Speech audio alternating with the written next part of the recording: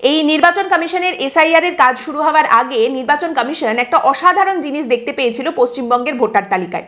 13,000 senior সিটিজেনের নাম নির্বাচন commission flag করেছিল, আটকে ছিল, এবং সেই 13,000 নাম পশ্চিমবঙ্গের মুখ্য নির্বাচনী আধিকারিকের কাছে পাঠিয়ে বলা হয়েছিল যে এই 13,000 মানুষের নাম ভোটার তালিকায় রয়েছে, এর মধ্যে কিছু কিছু নাম এরকম রয়েছে যারা 100 বছর পার করে গেছেন।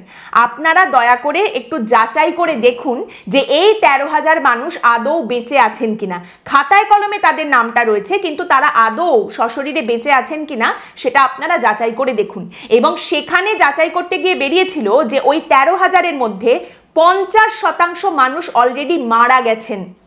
50% মানুষ তারা মারা গেছেন, তারপরেও তাদের নামটা ভোটার তালিকায় এই 2025-এ তখনও পর্যন্ত রয়ে গেছে, এবং যথেষ্ট সম্ভাবনা যে এই নামগুলোর এগেনস্টে বিভিন্ন ভোটও পড়েছে। ওই যেটা বললাম আগেই, যে ভোটের দিন তারা আবির্ভূত হন, সেই রকম ব্যাপার। 13,000-এর মধ্যে 50% নাম কিন্তু সেই সময় দেখা গিয়েছিল যে তারা অলরেডি মারা গেছেন, তাও ভোটার তালিকায় নাম রয়েছে। আর এটা হচ্ছে একদম স্ক্রুটিনি যখন শুরু করা হচ্ছে ধরেই এই তথ্য নির্বাচন কমিশনের হাতে গিয়ে পৌঁছেছিল। এবং সেই সময় নির্বাচন কমিশনের একজন আধিকারিক তিনি সংবাদ মাধ্যমের সঙ্গে কথা বলেন এবং তিনি বলেন সেই একই কথা, পশ্চিমবঙ্গের ভোটার তালিকার ক্ষেত্রে দেখা যাচ্ছে একটা ছন্নছাড়া অবস্থা।